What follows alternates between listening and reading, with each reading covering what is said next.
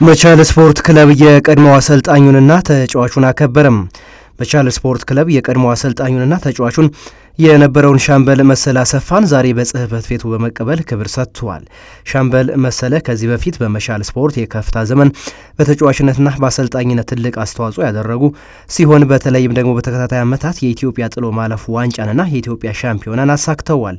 ከረጅም ዓመታት በኋላ ወደ መቻል ስፖርት ክለብ ያመሩት ሻምበል መሰለ አሁን ላይ መቻል ላይ ባዩት ነገር ፍጹም ደስተኛ መሆናቸውን ገልጸው ድሮ ያለምንም ነገር መቻል አሸናፊ ነበር፣ በዚህ ዘመን ደግሞ መቻል በስፖርት መሰረተ ልማት ልቆ አግኝቼዋለሁ በማለት ድሮና ዘንድሮን አነጻጽረዋል። ጥቅም ብዙም የሚደልላቸው አይደለም። ይሄንን አለ እኛ ሀገር እኮ ሲቪሎቹ 500 ብር ነው የሚከፈላቸው። ወታደሩ ነው 150 ብር አግኝቶ የሚጫወት ተጫዋች አለ። ቅሬታ የለም፣ ኩርፊያ የለም።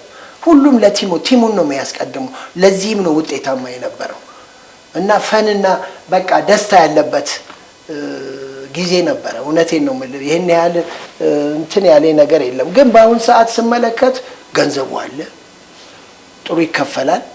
ግን የስፖርቱ እድገት ወይም እግር ኳሱን ከዛ ደረጃ ላይ አላየሁትም። አሁን የኢትዮጵያ ሕዝብ ፉትቦል ይወዳል። እውነቴን ነው የምልህ። ልክ እንደ ብራዚል እንደ ላቲኖች ነው በጣም እግር ኳስ የሚወደድበት ሀገር ነው። ግን ከዛን ጊዜ ጀምሮ ሳይሆን ገንዘቡ አድጓል እንጂ ስፖርቱ ያደገ አይመስለኝም። በእኔ ግምት ነው ስለማይ የእንግሊዝንም ፉትቦል በቅርብ ይከታተላለሁ። ግን አሁን ገንዘብ ክፍያ ጥሩ ነው ይከፈላቸው ነገር ሪታይርድ ሲያደርጉ ያ ገንዘብ ይጠቅማቸዋል። በእኔ ጊዜ የነበሩ እኮ ተጫዋች ተመልሼ ሳይ ብዙዎቹ ወዳድቀዋል። ምንም የላቸውም። የሚያሳዝን ኑሮ ነው የሚኖሩት። ለተጫዋች አይከፈል አልልም፣ ይከፈል፣ ግን እድገት መኖር አለበት። የኢትዮጵያን ፉትቦል ፌዴሬሽን ይሁን የክለቦችም እንትኖች ይሁኑ ጥናት አድርገው ስፖርቱን ማሳደግ አለባቸው። ገንዘብ ካለ ኢንቨስትመንት ካለ በስፖርት ላይ ለምን አያድግም? ጥናት መደረግ አለበት፣ መታወቅ አለበት።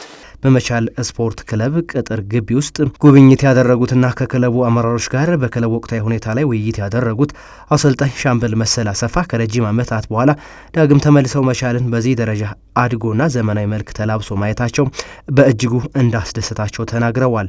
ሻምበል መሰለ አሰፋ የመቻልን እግር ኳስ ክለብ በያዙበት ወቅት በእግር ኳስ ክለቡ ስመጥር የሆኑትን ታሪኩ መንጀታን፣ ቦጋለ ዘውዴ፣ ማቲያስ ሀብተ ማርያምና አለም ሰገድ አንቼን የመሳሰሉ ኮከቦችን አሰልጥኗል። ሻምበል መሰለ አሰፋ ከዛሬ 38 ዓመት በፊት በኢትዮጵያ እግር ኳስ ታሪክ 57,000 የአሜሪካን ዶላር ተከፍሏቸው ውጭ ሀገር ድረስ ሄዶ የአሰልጣኝነት ስልጠናን የተማረ ብቸኛው አሰልጣኝም እንደነበር ተገልጿል።